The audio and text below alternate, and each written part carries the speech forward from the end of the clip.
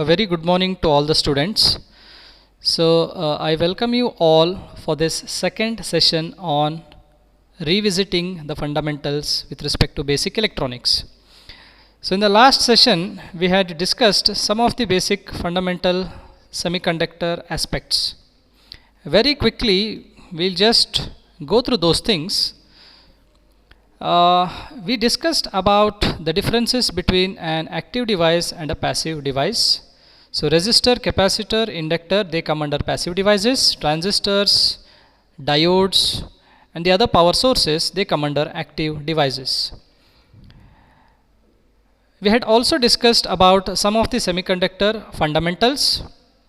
We try to understand the difference between a very good conductor, semiconductor, and an insulator. So silicon technology actually dominates when compared to germanium and gallium arsenide elements. So silicon is the most abundantly available semiconductor. We also discussed about the bonding aspects in silicon, germanium as well as gallium arsenide. The valency of silicon is 4. We also looked at these particular slides which involved doping of the silicon atom. Okay, so we also discussed in detail about the energy levels with respect to an insulator, semiconductor, and a conductor. So this was about doping of silicon material. If silicon is doped with pentavalent atoms, it becomes N-type, and if the same silicon is doped with trivalent atoms, it becomes P-type. Doping is done just to improvise the conductivity of a semiconductor. Okay, so now to start with the most fundamental electronic device, which is the diode. In simplistic terms, a diode is a two-layered structure. So the two layers are one layer of P region and one layer of N region. Okay, so in simple terms we say that whenever a P region is joined to a N region, we get a diode. But in reality, there are lot of fabrication steps involved for a diode to get fabricated. Okay, so there are a lot of fabrication steps involved. So we'll consider that all those fabrication steps are being employed and a particular two-layered PN junction device is being fabricated. So once the device is being fabricated, what actually happens inside a diode if this particular structure has to act as a diode? Okay, so let us try to understand the construction and the characteristics of a silicon based semiconductor diode. So we'll be focusing on the silicon semiconductor. So henceforth we'll just consider that whatever diode structures are there in the slides, they are all of silicon material. Okay, all right. So with respect to simplistic structure, that's how a silicon diode looks like. One region of P-type and another region of N-type. That's the symbol of a diode. Now let's try to understand its working. Okay, so the slide says a PN junction with no external bias. So what happens to its internal charge distribution? Let's assume that a diode is present and there is no external bias being applied. So whenever we say no external bias, it means VD is equal to 0 volts. So VD stands for voltage across the diode. So when there is no external voltage being applied to the diode, there is a depletion layer getting formed.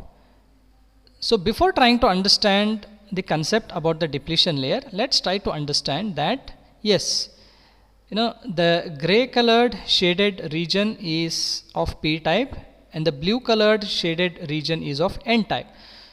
And we have already understood the concept in the last session that If the semiconductor layer is of p type, then the majority carriers are holes. So these shaded ball kind of structures indicate holes. So holes are the majority carriers. Similarly, in the n region, electrons are the majority carriers. Okay, so we can very clearly differentiate the p region and the n region here. Okay, so in the p region, holes are the majority carriers. So you can very clearly see that there are lot many holes when compared to free electrons. Just the minus symbol indicates the free electrons. Now there are other symbols. There is a negative symbol which is being circled. Please understand, these are not free electrons. Okay, the negative symbols without any circles, they represent free electrons. So in this gray shaded region, these white colored shells or ball kind of structures, they indicate holes and they are the majority carriers. Whereas these minus symbols, which are very few in number, okay, they are just 2 in number, they are the electrons, free electrons, and they are the minority carriers in the p region.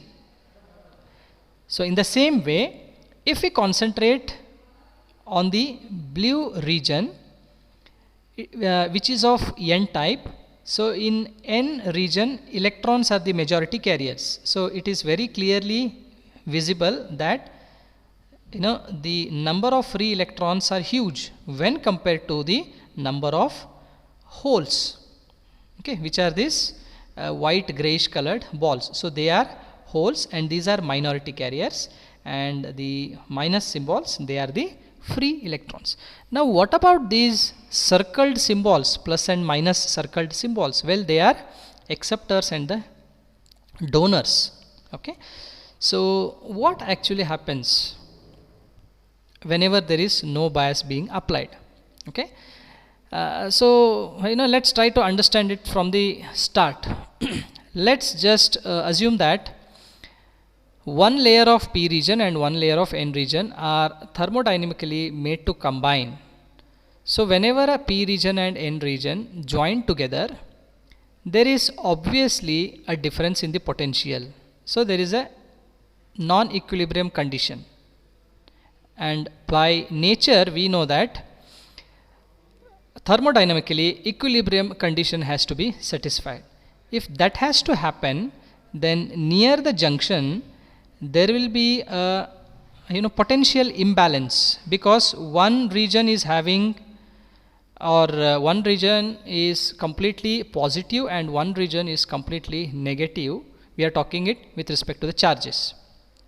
So whenever both the regions are joined, initially what happens is, near the junction or near the boundary, in the p region, holes are the majority carriers, so they'll just enter into the n region. So whenever any hole enters into the n region,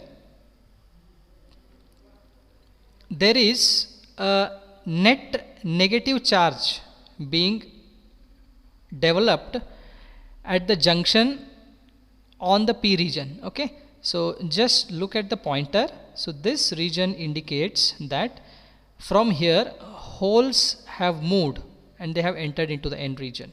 Okay, similarly, if we consider n type region, so in the n region, electrons are the majority carriers. Due to the potential gradient, electrons will move from n region into the p region, due to which, see, whenever any electron, any free electron moves from its atomic structure, then the core atom acquires net positive charge. Okay, so this is called a donor.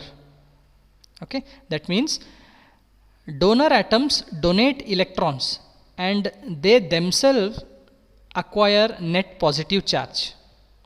In the same way, whenever any electron enters into the crystal structure, we say that the crystal has accepted that particular electron and it becomes an acceptor.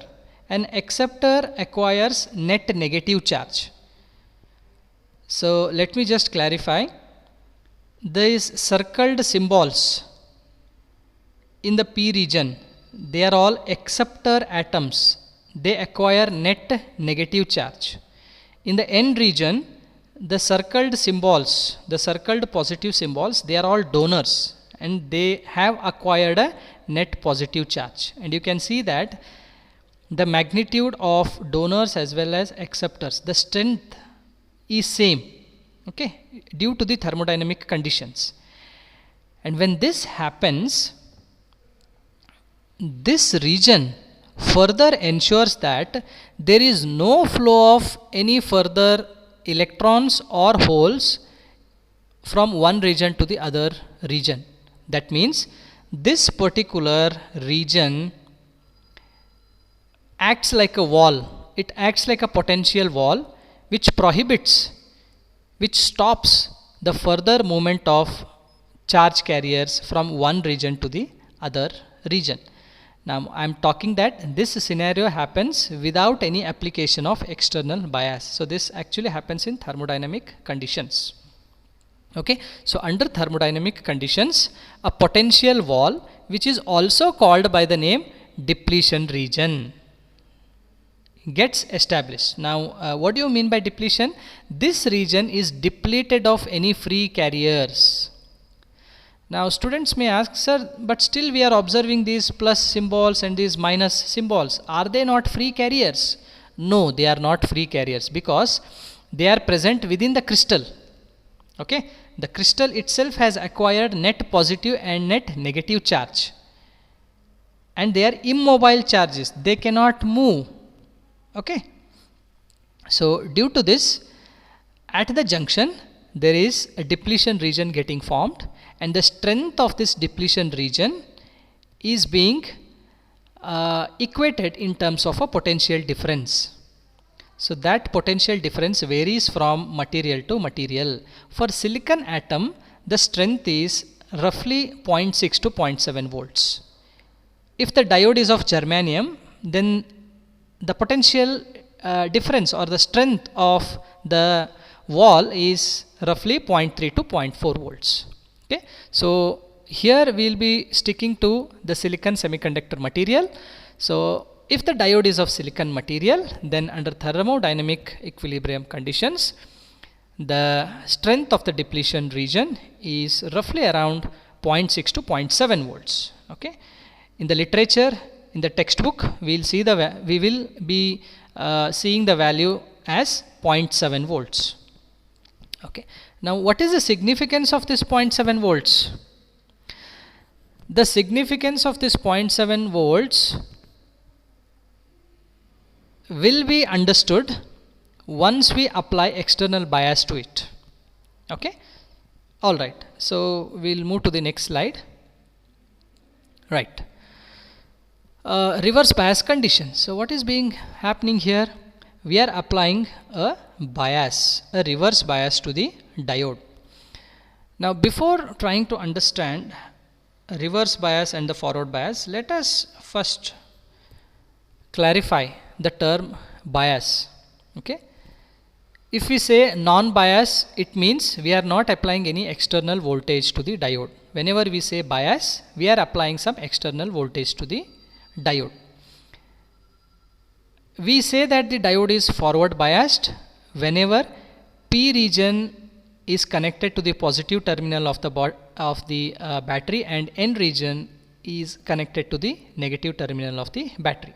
Similarly, we say that the diode is reverse biased whenever P region is connected to the negative terminal of the battery and N region is connected to the positive terminal of the battery. See here, battery is the external supply, it is the external source. So we are providing energy, we are applying the voltage through this external power supply to the diode. Okay, alright. So here the negative terminal of the battery is being connected to the P side of the diode and positive terminal of the battery is connected to the N side of the diode. Okay, so what happens whenever the diode is in reverse bias condition? Whenever the diode is in reverse bias, it means that we are supplying negative charges to the p region.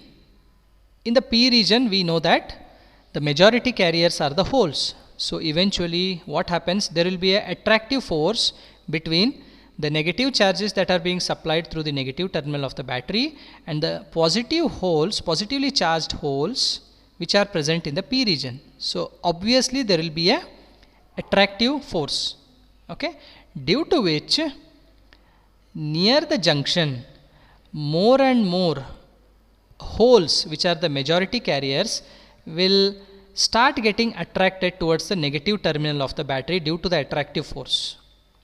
Okay, so I'll just say that the attractive force will be from right hand side to the left hand side if you just consider this region.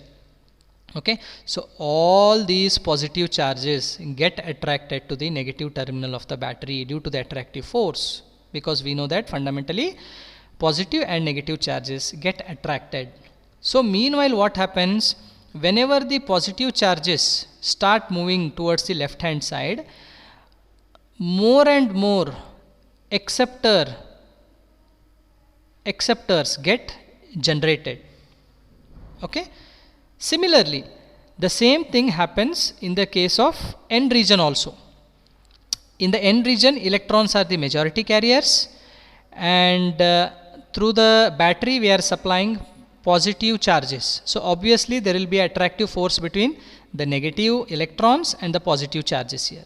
So it's like all the free electrons which are negatively charged, they start moving towards the battery side.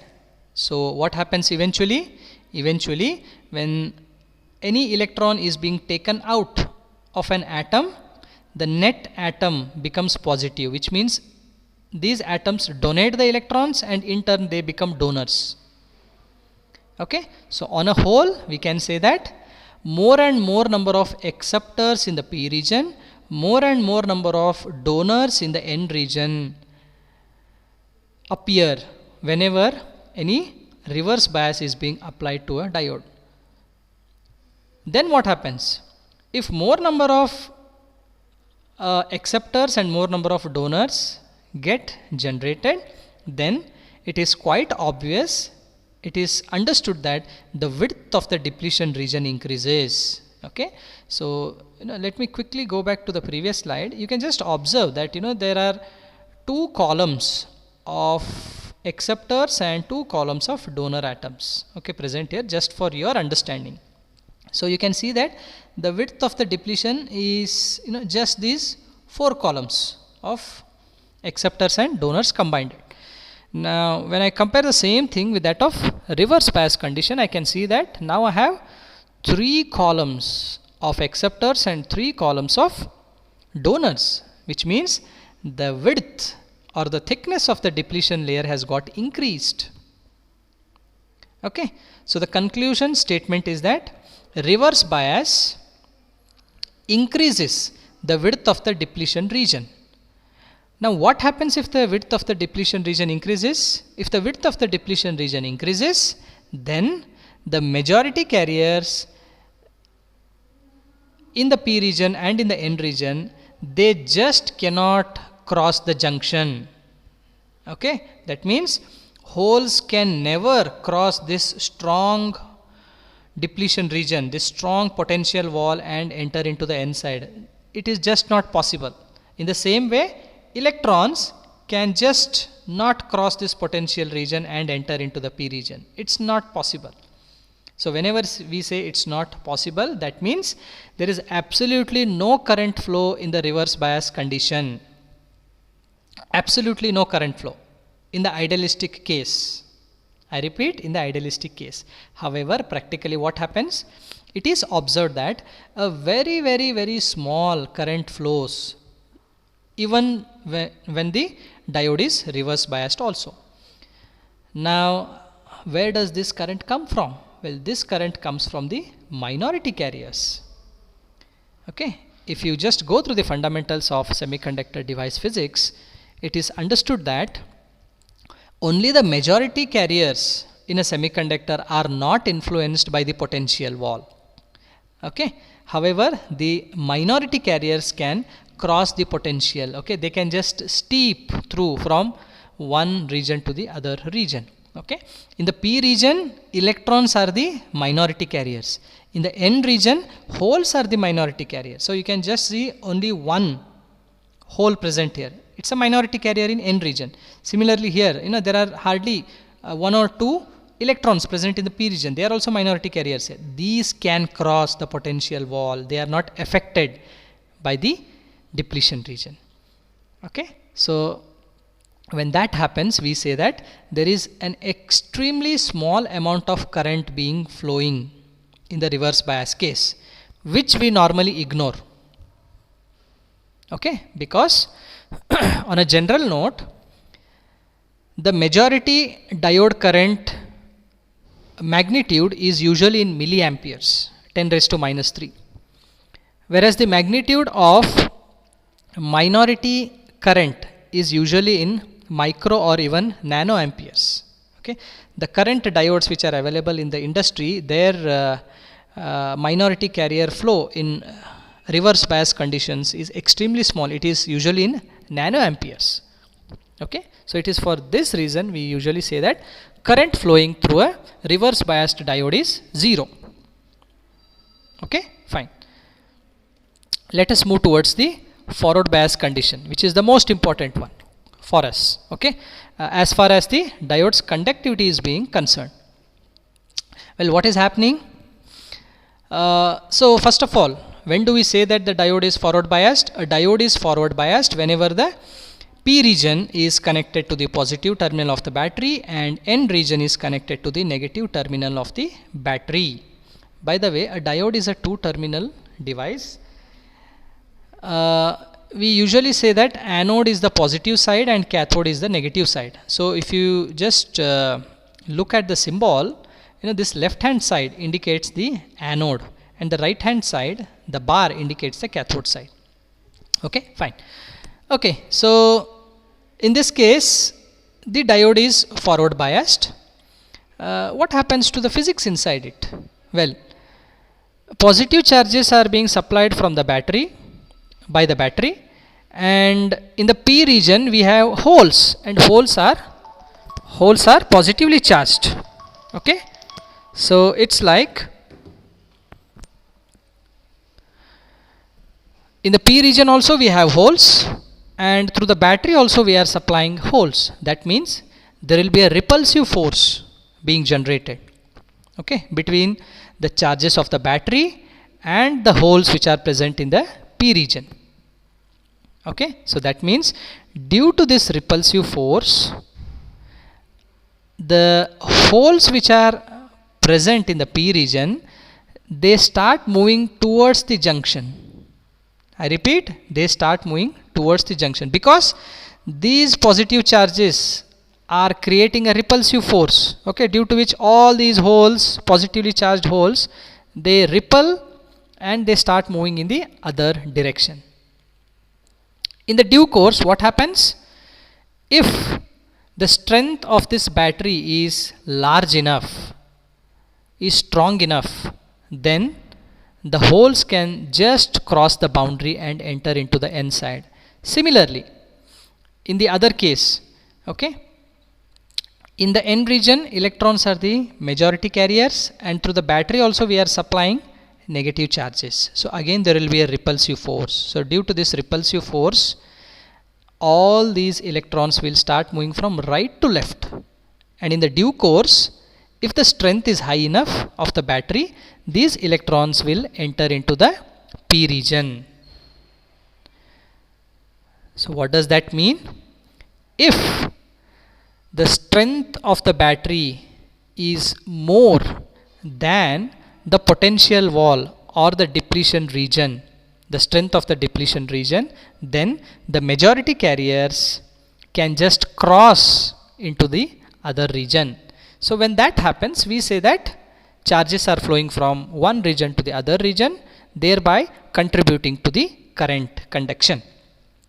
Okay, so just to summarize, whenever a diode is forward biased, if the diode is of silicon diode, then we have seen that its strength is 0.7. So that means the magnitude of the battery should be greater than 0.7 volts. So if the strength of the battery is greater than 0.7, say for example if it is 1 volts, then 1 volts strength is more than sufficient for the diode, okay, to get forward biased. Whenever we say forward biased, we mean to say that holes in the p region are entering into the n region and electrons in the n region are entering into the p region, thereby just completing the circuit. So whenever the circuit gets completed, we say that the device is conducting. Electrons are flowing from one region or from one part of the circuit to the other part. Similarly, there is hole conduction also. Now the point to be understood here is the current conduction in a diode is due to electrons as well as holes. Okay, fine. Alright. Now, how does the current flow, by the way? Is it completely linear or is it non-linear? We are saying the current flow in a diode. Okay, so let us just go through the diode current characteristics. Okay, so the diode current characteristics can be represented by a mathematical equation called Shockley's diode current equation. So let us just try to understand this simple equation. ID stands for diode current. So ID equal to IS, where IS is reverse saturation current, multiplied by exponential of Vd upon nVt minus 1. So what is Vd? Vd is the voltage applied across the diode. So you can just see here, Vd is the voltage applied across the diode. N is the ideality factor. Usually for silicon diode, we consider N to be closely equal to 1, okay, approximately equal to 1. Vt equal to Kt by Q, so it's the thermal voltage. Its magnitude is roughly 26 millivolts. Okay, so this expression was first framed by a person called Shockley. So in memory, we usually call it as Shockley's diode current equation. So what happens? Whenever the diode is forward biased, we see that when we say a diode is forward biased, it's like we are applying a positive voltage. That means Vd is positive. So just concentrate on this exponential term. When Vd is positive, the exponential term becomes large enough, extremely large. Okay, so what happens is this minus 1 terms become small and it can be ignored. Similarly, Is also is very small, so this exponential term dominates whenever the diode is forward biased. So you can very clearly see that initially, till the battery supply voltage is lesser than the cut-in voltage of the diode, which is 0.7, there is a very small current flowing, right? And once the battery voltage exceeds the cut-in voltage of the diode gets forward biased and the current increases exponentially. Okay, so you can just relate the increase in the exponential current to that of the expression, because the exponential term dominates here in this expression, due to which current increases exponentially. And what happens in the reverse bias case? In the reverse bias case, Vd is negative, which means the exponential term is very, very small. So this e raised to Vd upon nVt minus 1 is very small, and it is dominated by this Is. So what is Is? Is is an extremely small amount of current which flows in a reverse biased diode due to minority carriers. Okay, as we had discussed previously. You can observe that its magnitude is extremely small. Normally it is in micro or nano amperes. Okay, so this is called as breakdown voltage. VBV stands for breakdown voltage. In the reverse bias case, through the graph, it is observed that something strange happens in a diode. Okay, so what is that something strange? That something strange phenomena is called as avalanche breakdown or Zener breakdown. Okay, it usually happens like this. If we just go on increasing the reverse bias voltage,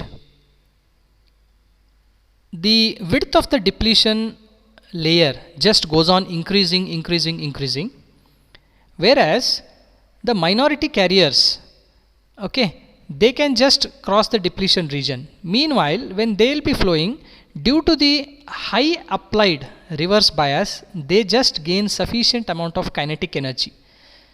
Okay, I am talking about the minority carriers, which means in holes, in P region, electrons are the minority carriers, in N region, holes are the minority carriers.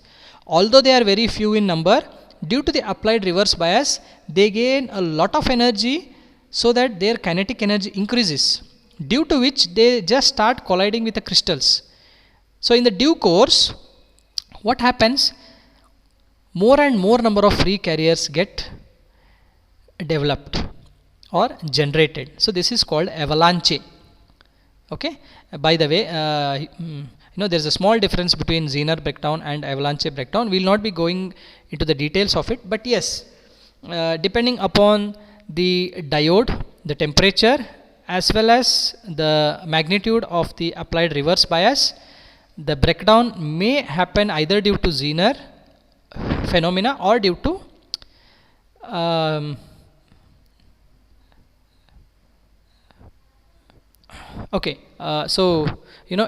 it could either be Zener breakdown or the avalanche breakdown. So when that happens, you can observe that there is a sudden surge in the reverse current.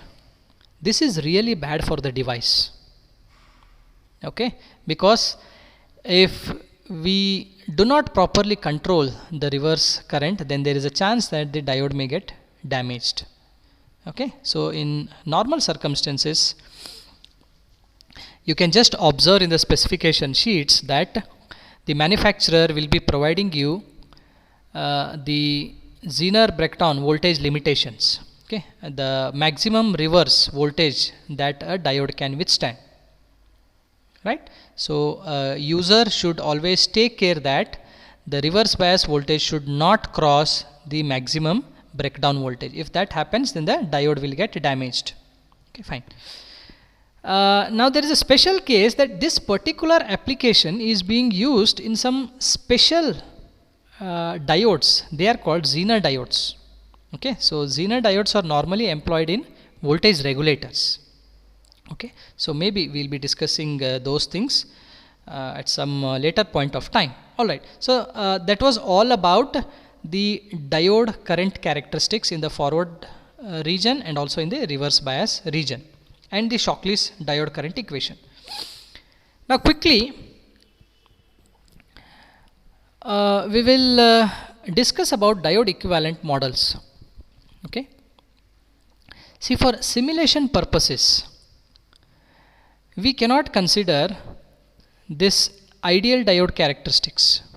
Okay, because wherever there are switching applications involved, okay, we know that a diode can be used as a switch for on and off conditions, especially in digital circuitry. So if the application is for switching purpose, then this kind of graph cannot be used. Why? Because there is an exponential term involved.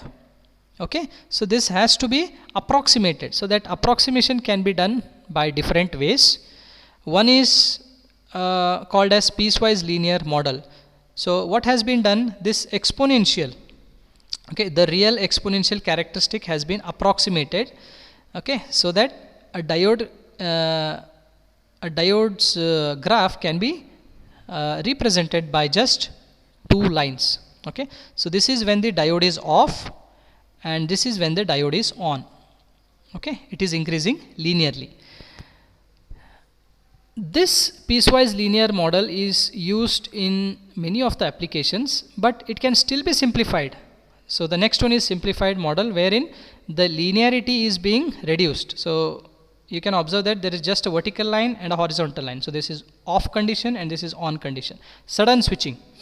Okay. And ideal device, see, since it is silicon diode, we have a 0.7 cut-in voltage. If the diode was ideal, a hypothetical ideal device, then the characteristics would have been like this. Okay, but unfortunately in nature we do not have any ideal device, so this is just a hypothetical concept, right? All right, moving forward, load line analysis, a very important concept. Now most of the network circuits make use of a combination of active devices as well as the passive devices. Okay, for example, the most simple circuitry, you can consider the case of a rectifier, half-wave rectifier circuit, which employs a diode and a resistor. Okay, so we usually take the output across the passive device. Here it is a resistor. Now how will a diode behave whenever it is being inserted in a circuit which comprises of a supply as well as a passive device? Okay, so that's a real point which is to be studied. Okay, so how do we understand it? Well, let's try to understand it with respect to the graph. So the graph indicates it's basically a plot of diode current versus diode voltage. So the vertical parameter is ID, y-axis, and the x-axis or the horizontal parameter is VD, which is the diode voltage. Okay, so let us assume that we are applying some external energy in the form of a voltage, which is E, capital E. So when this voltage is being applied, what happens to the diode? Obviously, if the supply is greater than 0.7, then the diode will be forward biased. When it is forward biased, we say that a diode current ID is flowing. Okay, and the rest of the voltage has to appear across the load resistor R.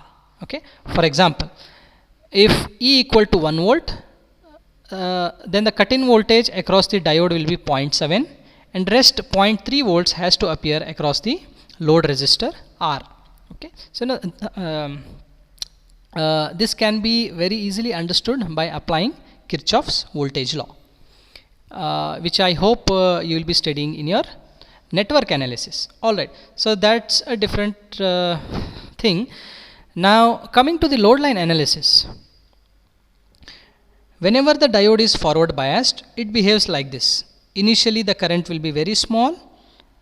When the diode voltage, when the supply voltage exceeds 0.7, then the diode conducts sharply. It is in exponential way. Fine.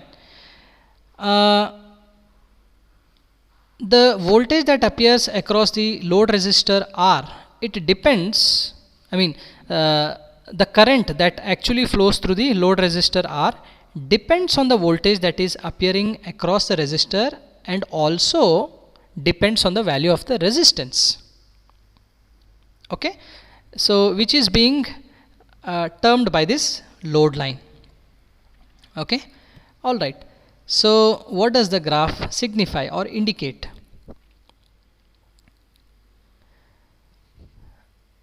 The load line, it actually intersects with the diode characteristics.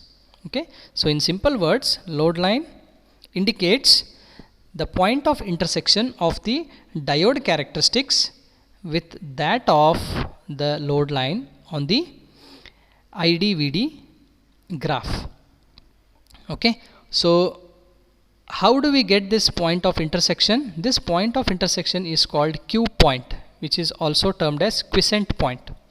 Okay, now how do we obtain this quiescent point? Well, to obtain the Q point, first of all we need to obtain the extreme points, one on the vertical axis and the one on the horizontal axis. So on the vertical axis it is this point, and on the horizontal axis it is this point. Now how do we obtain these 2 points? Well, it all depends on the basic KVL expression. So when we apply Kirchhoff's voltage law, it's as simple as this: E equal to the voltage being applied is equal to the drop across the circuits or the components. So in this case it is drop across the diode and the drop across the resistor. So VD plus ID into R. If VD equal to 0, which means we are concentrating on the vertical axis. If VD equal to 0, ID is equal to E by R. So we will be getting this point. Similarly, when ID equal to 0, which means we are concentrating on the horizontal block. When ID equal to 0, VD equal to E. So take these 2 points, just indicate them on the vertical as well as horizontal axis, join the line. So that line is called by the name load line or the network line. Now wherever that particular load line intersects with that of the diode characteristics, we will be getting quiescent point. Okay, please understand that this Q point is extremely important in understanding the stability of the overall network. Okay, because it gives us, see, Q point always gives us the most stable operating region in the overall circuit. Okay, fine. All right, so let's come to the diode applications. Well, a diode is the most simplest electronic device because it is just a two-terminal device. Although it's a very simple electronic device, it has a lot of applications.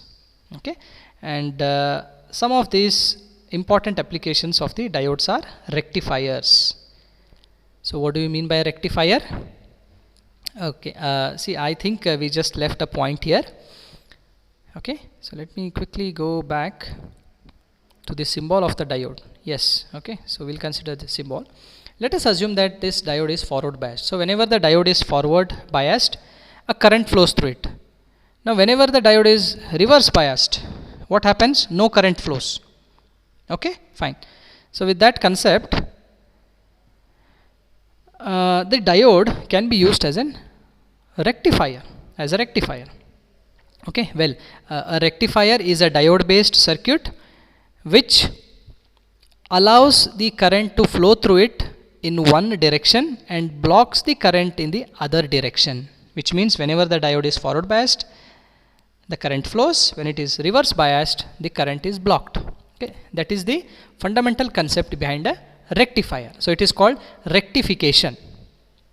Next, clippers and clampers. Well, these are extremely important concepts. Okay, they are the prime applications of a diode. Okay, so once we start with your the syllabus, the first chapter deals with the applications of the diodes, which are clippers and clampers. Okay, so we'll be discussing about clippers and clampers in a lot more detail in the coming sessions. Next, diodes can also be used in series and parallel circuits. Diodes can be used in simple logic circuits. You can construct an AND logic gate, OR logic gate using simple diodes. Diodes can be used for some specific Zener application. Okay, so they are called Zener diodes. We can also use the diodes to double the input voltage. Okay, they are called voltage multiplier circuits. Diodes can also be used to detect the polarity in some circuits. They can also be used in display circuits. Well, if the diodes are used in display circuits, they are specialized diodes called as LEDs, light emitting diodes. Okay, and diodes can also be used in various regulator circuits and square wave generators.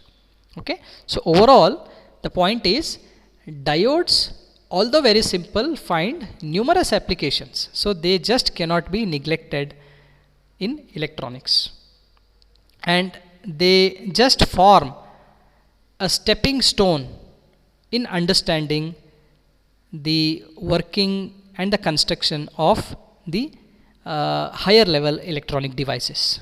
Okay, yes, so I think with that we'll just try to stop this session. Our next revision session will be on BJTs, which is again extremely important. All right, thank you.